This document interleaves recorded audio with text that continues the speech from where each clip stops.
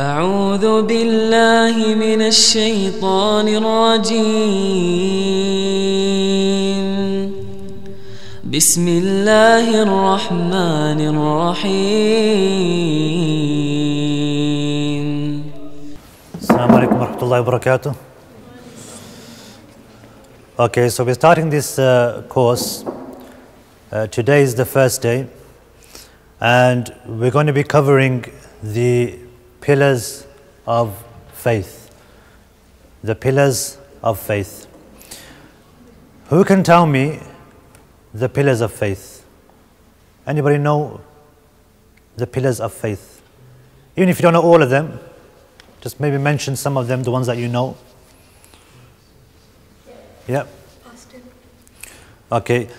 Fasting comes under the pillars of Islam. Yeah, so we're talking about the pillars of faith. And the pillars of faith, okay, there's 6 pillars altogether. Yeah, 6 pillars of faith. And the first pillar is belief in Allah Azza wa Jal. Belief in Allah.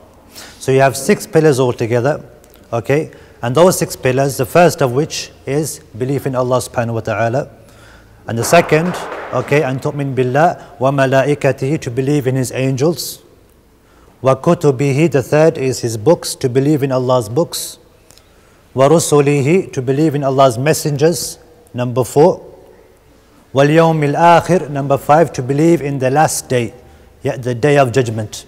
That's the 5th pillar of Iman, the 5th pillar of faith. And the 6th and final pillar, okay, is to believe in predestination, to believe in al-qadr. And that means Allah Azza wa Jal knows everything that's going to take place in the future. He knows what's taken place in the past, what's going to take place in the future.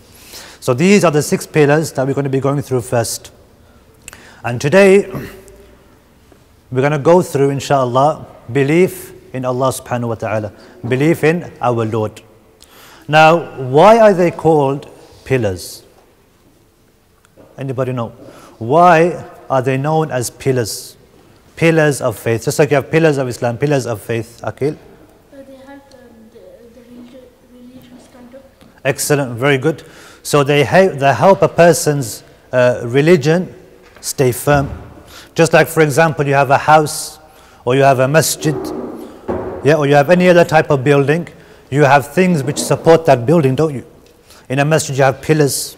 In a house you'll have structures that will support that house. So you need to have a strong base, a strong foundation, in order to build your Islam and your religion on that foundation.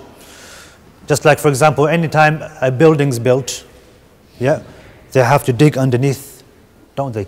They dig underneath and they make the foundations really strong, and then they build on that. And the higher the building is, the more they have to dig underground, and the more they have to make a stronger foundation in order for the building to stand and to be strong, yeah, and to support itself. The same thing when it comes to our faith and our Iman, because Iman is something which increases and decreases. And so a person has to have belief in these 6 pillars, and they strengthen a person's Islam. They make a person's Islam in its core, they make it really strong. Yeah, so it increases a person's faith, and it increases strengthens a person's Islam and his Iman. Very good. So when it comes to Allah Azza wa Jal, belief in Allah subhanahu wa ta'ala, we have to ask first, who is our Lord? Yeah, who is Allah subhanahu wa ta'ala? How do we recognize Allah subhanahu wa ta'ala? So who can tell me? Who can tell me how we recognize Allah Azza wa Jal? How do we know that there is a God? How do we know that there is a Lord that exists? Sorry? Say again? He created everything. Very good. So Allah Azza wa Jal, okay, is someone who created everything. When it comes to things that have been created, okay, every single thing has a creator. For example, this bottle of water or this bottle of juice, yeah, somebody made this bottle and somebody made this juice to put into this bottle. Yeah, same thing, for example, when it comes to this pen. Somebody made this pen. Nothing exists here in the whole of this hall, in the whole of this masjid, except that somebody created it. Okay, so for example, even your clothes, somebody created these things, didn't they? They didn't just come about by accident. Everything was created. It's like, for example, if you go to a museum, yeah, and you go to a museum, and that museum will tell you about some type of inventor. Maybe he's some famous inventor who invented something, or a famous painter. So they'll tell you about this famous inventor, and they'll tell you about this famous painter, but how are they going to give you more information about these people? How are they going to give you more information about who these people were, this painter and this inventor? They're going to show you what he invented. Isn't that so? They're going to show you what he made and what he created. Yeah. So same thing with a painter, for example. Yeah. A person who made lots of paintings, you'd want to know what kind of paintings he made. The same thing when it comes to Allah Azza wa Jal. Allah subhanahu wa ta'ala is the one who created the heavens and the earth. So we know Allah subhanahu wa ta'ala because He's the one who created the heavens and the earth. We believe that Allah Azza wa Jal created every single thing. Okay, now when it comes to belief in Allah Azza wa Jal, when it comes to believing in Allah subhanahu wa ta'ala, we have to look at three things. Three things, okay, that consist of our belief in Allah. Three things that make us believe that Allah Azza wa Jal is the one who should be worshipped and He's the creator. And this goes back to the three categories of Tawheed. The three categories of Tawheed. Okay? Now, during the time of the companions radiallahu anhum ajma'in, there weren't no categories of Tawheed. There weren't no categories of Tawheed. There were no categories of Tawheed. So why is it that we have categories of Tawheed now? And if there were no categories of Tawheed during the time of the companions radiallahu anhum, then why do we have categories of Tawheed now? Some might say if the companions never had categories of Tawheed, then how come we have categories of Tawheed? Why are we doing something that the companions never did, even though they knew more than us? If they knew the most about the religion, more than anybody else, and they never made categories of Tawheed, then why do we make categories of Tawheed? Can anybody tell me? Okay, very good. Yeah, so people are confused. Okay, and to put it another way, people need to learn about Allah subhanahu wa ta'ala. So when it came to the companions, the reason why they never had no categories of Tawheed was because they understood Tawheed. They understood Tawheed perfectly. Because who was their teacher? The Prophet Muhammad sallallahu alaihi wasallam. Yeah, and he was the best of creation, he was the best of teachers. So there was no need for them to have different categories of Tawheed. To have different categories of Tawheed. But when it comes to us, okay, it's something that makes it easier for us to learn. So when we have these different categories of Tawheed, it makes it easier for us to understand Allah Azza wa Jal better, to understand the oneness of Allah subhanahu wa ta'ala. So that's why we have categories. That's why we have categories of Tawheed. Yeah. So when it comes to the categories of Tawheed, you have three categories. Three categories of Tawheed. The first category is Tawheed al-Uluhiyya. Tawheed al-Uluhiyya. That's the first category of Tawheed. So there's three categories altogether. The first category is Tawheed al-Uluhiyya. What is Tawheed al-Uluhiyya? Tawheed al-Uluhiyya is to believe that Allah Azza wa Jal is the only one worthy of worship. So when somebody worships, he believes that there is nothing that should be worshipped except Allah subhanahu wa ta'ala. That's what we mean when we say Tawheed al-Uluhiyya. belief that there is nothing worthy of worship except Allah Azza wa Jal. So all of our acts of worship, every single act of worship that we do it purely for the sake of Allah Azza wa Jal. Okay, so what I want you to do now, okay, with the person next to you, with the person next to you, I want you to think of different types of worship. Think of different types of acts, different acts of worship that we can do. Okay, so I want you to go through it with your friends, come up with the person next to you, and think of different types of worship, then we'll go through inshallah, and we'll see what you guys can come up with. Any types of worship, any acts of worship that you can think of. So I'll give you a couple of minutes for that inshallah.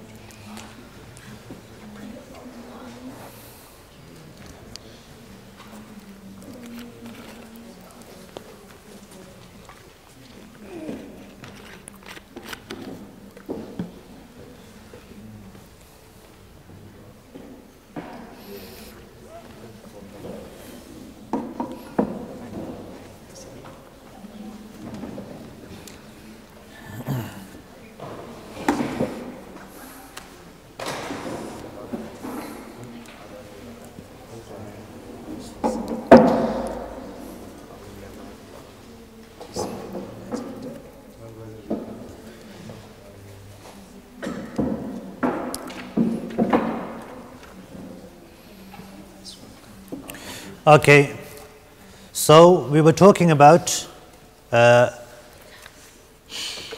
first category of Tawheed, Tawheed al-Uluhiyya.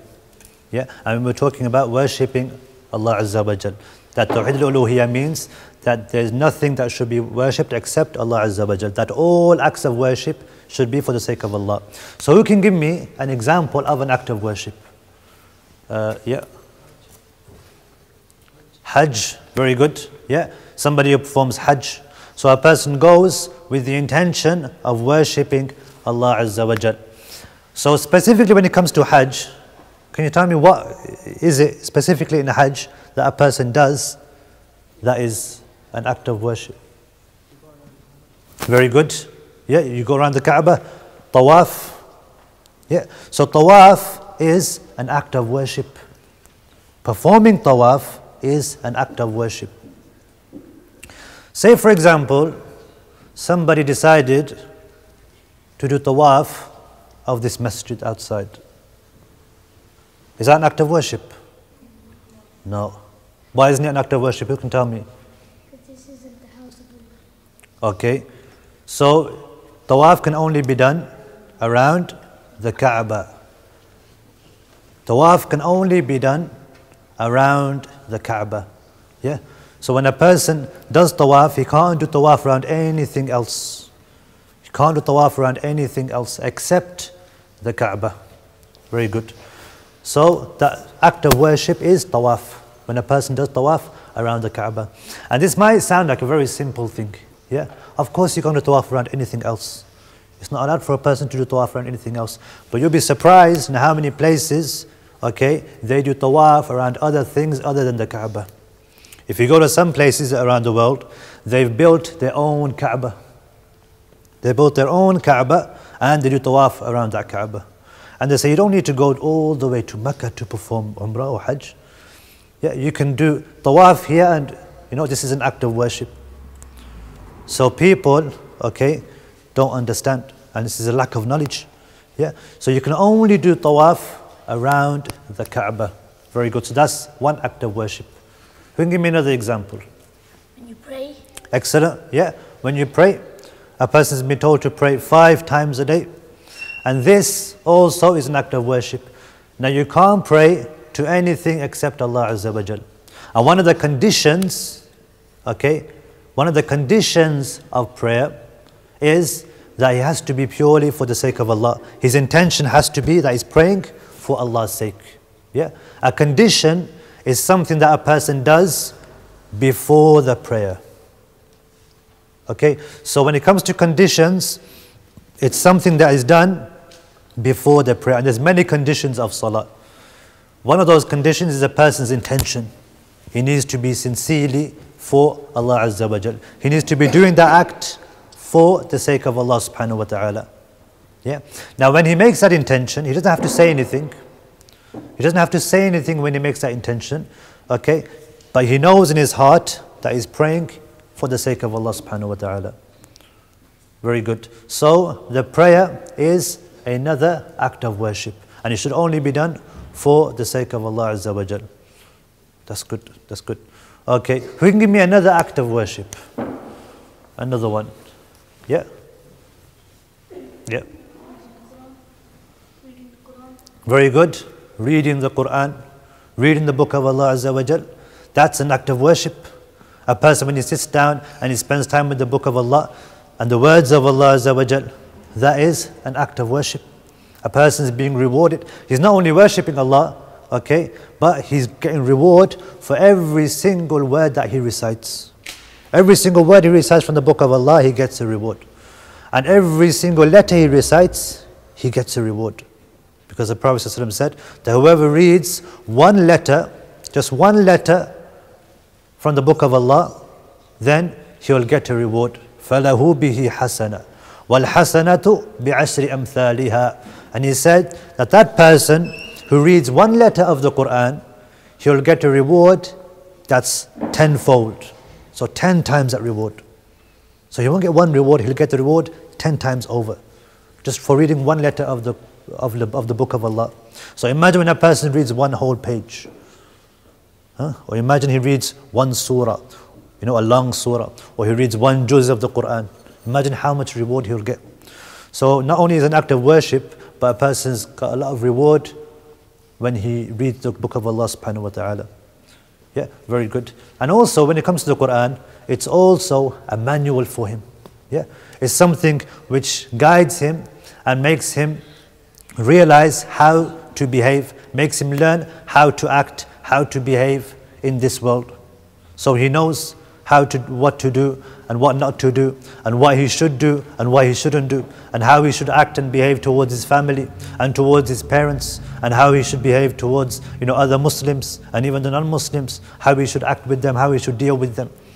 So the book of Allah Azza wa Jal is something which a person needs to improve his life in this world. Very good. So the book of Allah is another type of worship. Yeah, reading the Quran. Very good. Okay, so these are just examples of types of worship. So this was the first category. The first category of Tawheed, Tawheed al-Uluhiyya. Knowing that only Allah Azza wa Jal should be worshipped and all acts of worship should be for Allah. So that's the first category of Tawheed. The first category of Tawheed. Now when it comes to the second category of Tawheed, and before we move on, Tawheed al-Uluhiyya, the word Uluhiyya, okay, it comes from Ilah. The word Uluhiyya comes from the word Ilah, which means God. Yeah. La ilaha illallah. Tawheed al-Uluhiyya. That there is no God worthy of worship except Allah Azza wa Jal. La ilaha illallah. So an easy way to remember, okay, is to realize Tawheed al-Uluhiyya. Uluhiyya comes from Ilah. Alif Lam Ha. Ilah.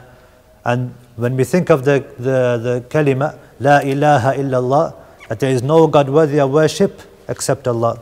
So Tawheed al-Uluhiyya has to do with worship. And making sure all our acts of worship are for Allah subhanahu wa ta'ala. Yep. Okay, so this was the first category of Tawheed. Belief in Allah subhanahu wa ta'ala, worship for the sake of Allah Azza wa Jal. That a person's acts of worship should all be for the sake of Allah subhanahu wa ta'ala. And even when it comes to, for example, prayer, sometimes some people pray, but they don't pray for Allah Azza wa Jal. How is that possible? How can that be? Like if your parent comes and then you quickly pray. Very good. So you're not praying and then your parent comes in and you start to pray. Very good, yeah. So for example, you're not praying and then your parents might come in and then you realize your parents are coming and then you start to pray. Are you doing it for the sake of Allah? No, you're doing it because you're worried that if you don't pray, your parents are going to tell you off. Or for example, a person might pray, yeah, and when somebody's not watching, he'll leave his prayer or he'll stop praying. That means he's not doing it for the sake of Allah Azza wa Jal. Yeah, that means he's got other reasons. Also, for example, a person might pray, and in the prayer, he might do it for other than the sake of Allah. He might do it for other reasons. So he might do it to impress somebody. Yeah, he might make his prayer longer for other than the sake of Allah Azza wa Jal. And that's not right, because all of our acts of worship should be for Allah. Very good. So this was Tawheed al-Uluhiyya. Tawheed al-Uluhiyya. To make sure that all of our acts of worship are purely for the sake of Allah Azza wa Jal. Very good. Okay. Now the second category of Tawheed is Tawheed al-Rububiyyah. Tawheed al-Rububiyyah. Now who can tell me what Tawheed al-Rububiyyah is? Anybody know? So the first category was Tawheed al-Uluhiyya. To know that all of our acts of worship should be purely for the sake of Allah Azza wa Jal. Now we're talking about the second category of Tawheed. Tawheed al-Rububiyyah. Yeah. No. You're close. Anybody else? Okay. Tawheed al-Rububiyyah, okay, is to believe that Allah Azza wa Jal is the creator of everything in existence. So Tawheed al-Rububiyyah is to believe that Allah Azza wa Jal is the creator of every single thing in existence, and that He is the sustainer of everything. What does that mean, the sustainer of everything? What that means is that He is in control of everything. So He knows everything that's taking place. So Tawheed al-Rububiyyah is to believe that Allah Azza wa Jal is the creator of everything in existence, and He is the sustainer of everything. Yani He controls everything. And when it comes to the creation of Allah, we believe as Muslims that Allah Azza wa Jal created every single thing. Allah Azza wa Jal created every single thing. He created the heavens, and He created the earth, and He created the animals, and He created the mountains and the hills and the trees. Yeah, every single thing Allah subhanahu wa ta'ala created. And the best of the creation of Allah is us, humans. We are the greatest creation of Allah, because Allah says, لَقَدْ خَلَقْنَا الْإِنسَانَ فِي أَحْسَنِ تَقْوِيمٍ. We have created man in the best of images, the best of forms. So the humans, us, we are the greatest from the creation of Allah Azza wa Jal. Who can tell me why humans are the best of creation? Why out of all the creation of Allah, every single thing that Allah has created, the heavens and in the heavens and in the earth, why are the humans the best of creation out of everything? Because Allah has made us like perfect. Okay, لَقَدْ خَلَقْنَا الْإِنسَانَ فِي أَحْسَنِ تَقْوِيمٍ. He's made us in the best form. Okay, good. But what is it about us, okay, that makes us the best? He made us to like understand everything around us. Very good. So Allah has given us a brain. Yeah, He's given us intellect. He's given us understanding. Okay, so when it comes to humans, we have, an intellect. We have understanding. Yeah, and we're not like animals, for example. Because animals, all they do is they hunt and they eat and they sleep, and that's it. That's all they do, and they fight one another. But we have been given that knowledge by Allah Azza wa Jal. We've been given the ilm. So that's why one of the reasons why we are the best of creation. We've been given this intellect. Nobody else has been given this intellect. Not like the humans. Not like the humans. Okay, very good. Yeah, Zakaria? Free will. Very good. So we've been given free will. Not like, for example, the angels who only do what Allah orders them to do. Yeah, and we gain control over what we want to do. So we have a choice. We all have a choice of what we want to do. Okay, good. So when it comes to Tawheed al-Rububiyyah, it's to know that Allah Azza wa Jal is the creator and sustainer of everything in existence. So He created every single thing and He controls every single thing. That Allah Azza wa Jal is the Khaliq. He is the creator. So He created the heavens and the earth. And if you look around, okay, at the creation of Allah Azza wa Jal, you can see so many of the creation. And you know, sometimes when you watch television and you watch a documentary about animals, and you see all these amazing animals on television, and you think to yourself, how is it possible that all these things could have come by themselves? Like what some people say, it doesn't make any sense. All these different types of creation of Allah Azza wa Jal, different types of animals, different types of birds, you know. So it's not possible that all of these things just came about from nothing. They all came about for a reason. And Allah Azza wa Jal says, okay, that He was the one who created the heavens and the earth, as He mentions in the Quran. So all these things Allah Azza wa Jal created. What I want you to do now, we're going to take a few minutes, and I want you to think of some of the creation of Allah and something that makes them special, something that makes them unique. So it could be a type of animal, or it could be something else, another type of creation, another thing created by Allah Azza wa Jal in the heavens or on earth, something okay, that Allah Azza wa Jal has created. So think of something that Allah has created and something special about that creation of Allah. Okay, and then we'll go through and see what you guys have got. Yeah, so we want to think about the creation of Allah Azza wa Jal. Okay, so I'll give you a few minutes, talk to the person next to you, and you know, we'll see what you have inshallah. Something from the creation of Allah Azza wa Jal, something that Allah Azza wa Jal has created, something that maybe surprised you, yeah, or you're impressed with, something that amazed you.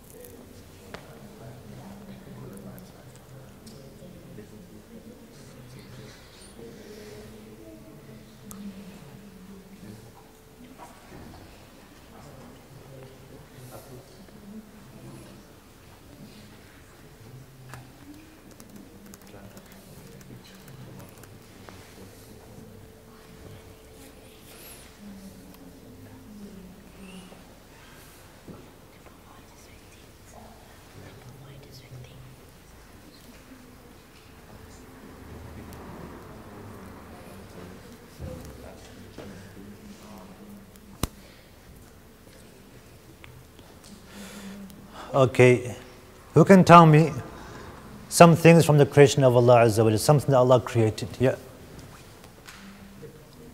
The puffin, the prophet. Okay, this is the puffin.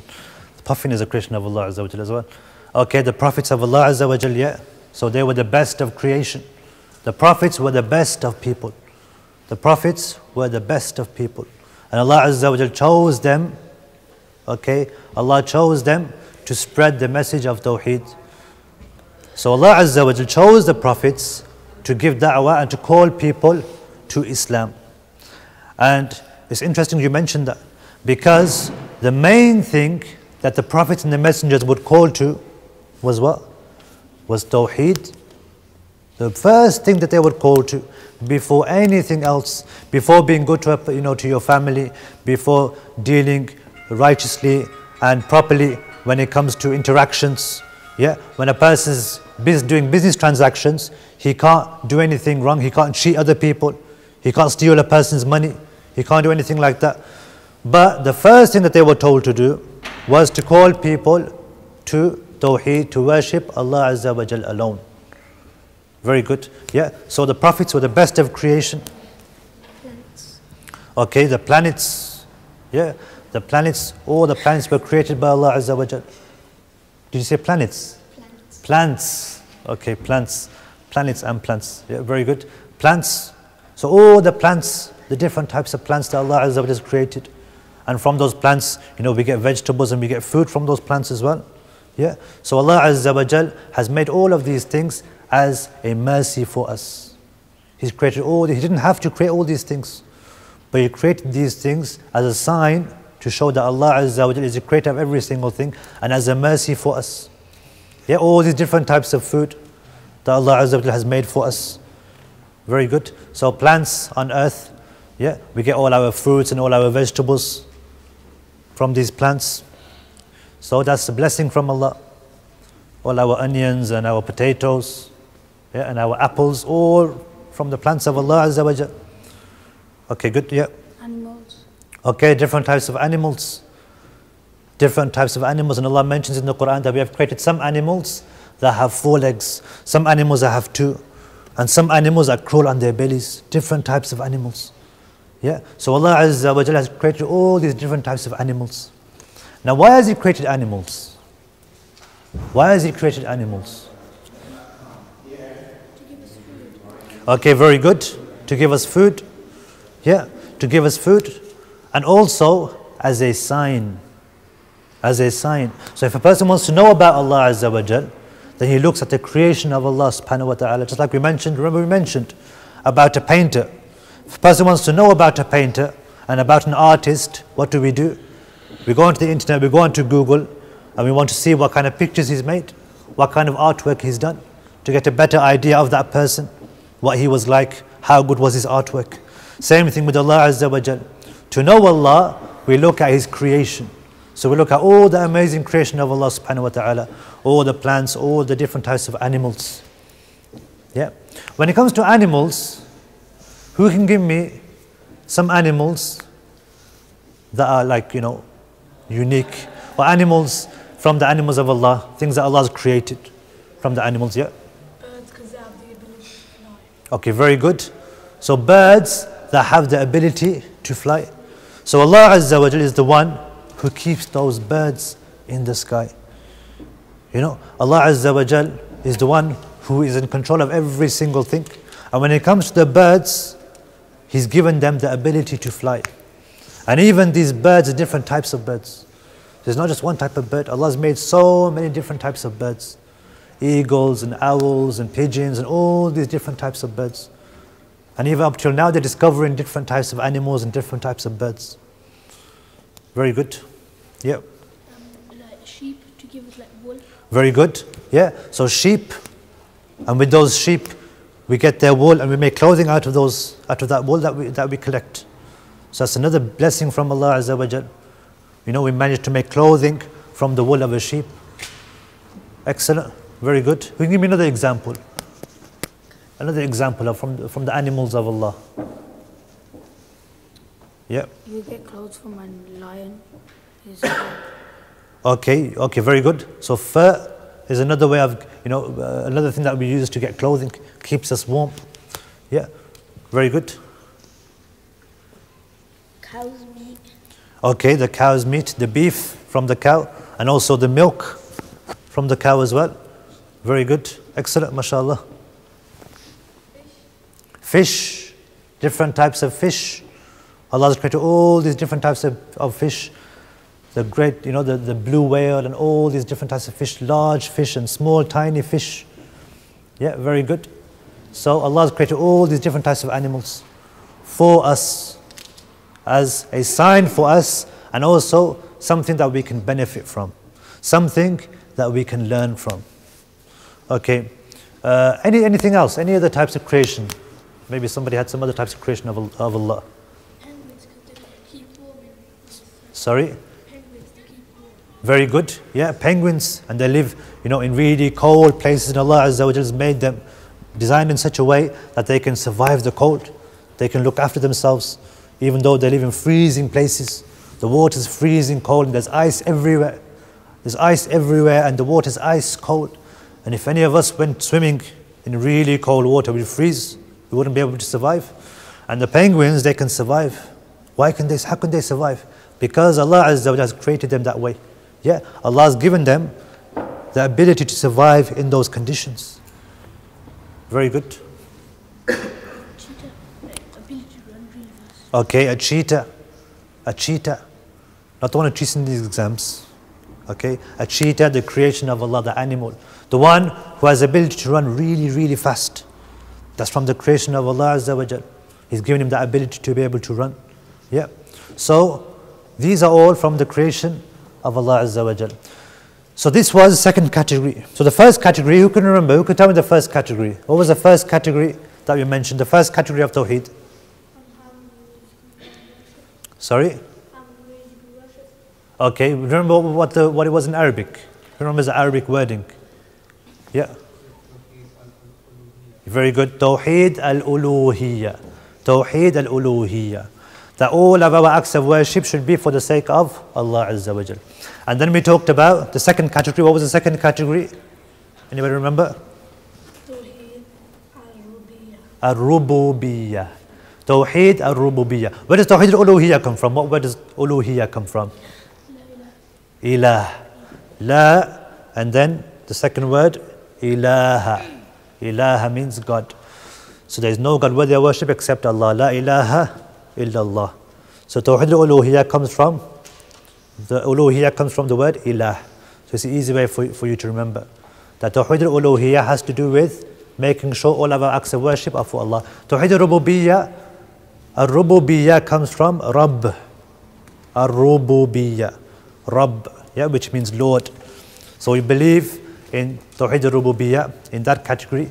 And that category means that we realize that Allah Azza wa Jal is the creator and sustainer of every single thing in existence. That's the second category of Tawheed. The third category of Tawheed, the third and final category of Tawheed is Tawheed al-asma' was-sifat. Tawheed al-asma' was-sifat, which is knowing and believing in the names and attributes of Allah. So Allah Azza wa Jal has many, many names. Why does He have so many names? Because something that's important is given lots of names. So for example, in the Arabic language, the word sword has over 500 names for that word. Because they feel as if it's something very important, amongst them. So they've given it 500 names. And other things, they've given lots of names. So the more important something is, the more importance they give something, they give it lots and lots of names. And the same thing with Allah Azza wa Jal. Allah has many names. And the Prophet ﷺ said that Allah Azza wa Jal has 99 names. Whoever memorizes and learns and understands those 99 names, he will enter paradise. Whoever learns those names will enter paradise. So Allah has many, many names. And the best name is Allah. That's the best name of Allah Azza wa Jal. And then you have other names like Ar-Rahman, Ar-Rahim, Al-Malik, Al-Quddus, Al-Salam, Al-Mu'min, Al-Muhaymin. All these are the names of Allah, and they're mentioned in the Quran, in different places in the Quran. Now when it comes to these names, they give Allah Azza wa Jal, a better description, so we can understand Allah Azza wa Jal better. So we know, for example, when we say Al-Khaliq, that Allah Azza wa Jal is the creator, because Khaliq means the creator. And when we say Ar-Rahman, Ar-Rahim, the most merciful and the most gracious, we know that Allah Azza wa Jal is the most merciful and He is the most grateful, He is the most gracious. So we recognize Allah Azza wa Jal by using these names. And also we can use these names when we make dua.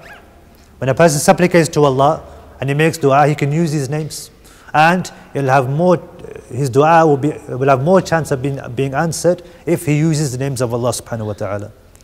Okay, so these are the categories of Tawheed that we wanted to mention, and belief in Allah Azza wa Jal. So the first thing we want to talk about today was belief in Allah. And belief in Allah, you have to look at three categories, okay, of the oneness of Allah. Tawheed, Tawheed has three categories. Tawheed al-uluhiyya, Tawheed al-rububiyya, and Tawheed al-asma wa sifat. Tawheed al-asma was-sifat. And al-asma was-sifat, asma means names. Asma means names. Was-sifat, sifat means attributes. Yeah. So for example, when we say Bismillah, what does that mean? In the name of Allah. So ism means name. Ism means name. And asma is the plural of ism. So it's more than one.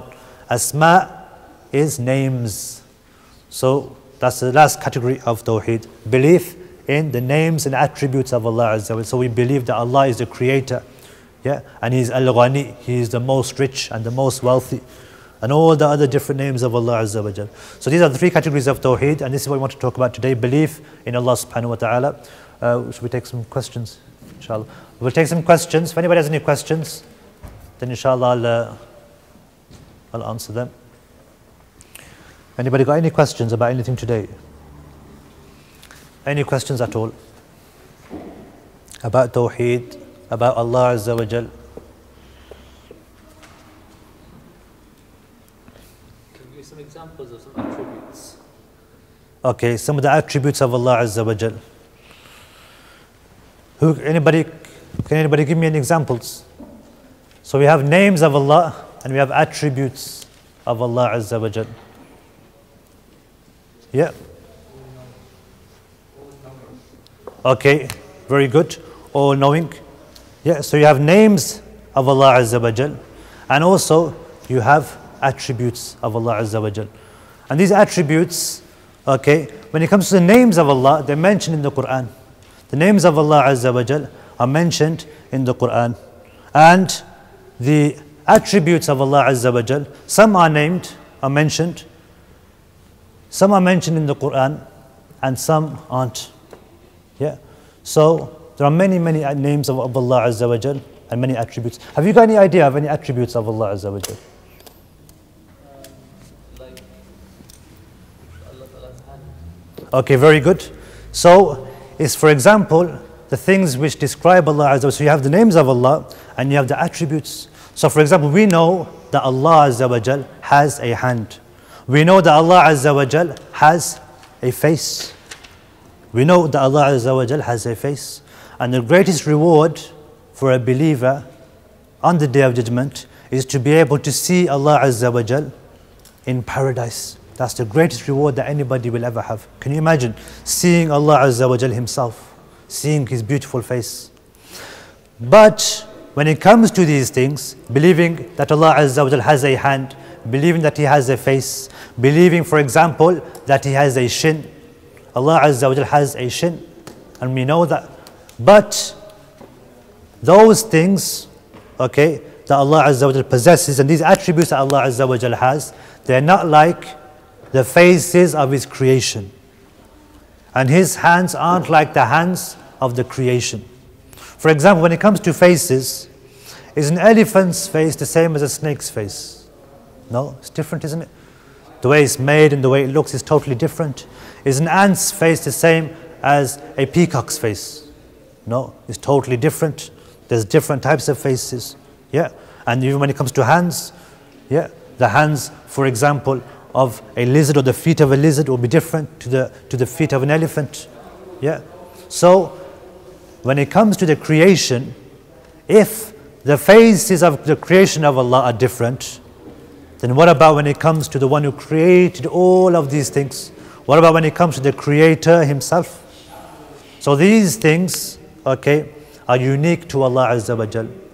And He possesses these things, He has these things, He has a face, but when it comes to His face, okay, we don't know exactly how it looks, what it looks like. And it's a way in whatever befits His majesty. So however Allah Azza wa Jal wants His face to be, that's how it will be. Yeah, it's made and it's created in a way, in whichever way Allah Azza wa Jal wants it to be created and wants His face to be. Yeah. For example, Allah says in the Quran, "Laysa kamithlihi shay." There is nothing like Allah Azza wa Jal. There is nothing like Him, so you can't compare Him to the creation, because that's what we're going to do, aren't we? If we try to compare him with something, we're going to compare him with the creation. And Allah Azza wa Jal is nothing like the creation because He is the creator. Okay? Very good. Any more questions? Any more questions?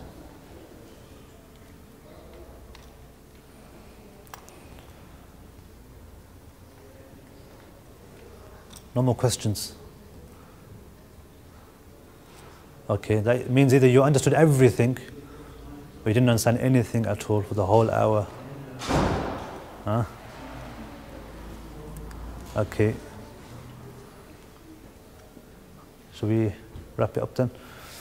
Okay, so inshallah that's the end of today's talk. Belief in Allah Azza wa Jal. Next week we're going to be talking about belief in the angels.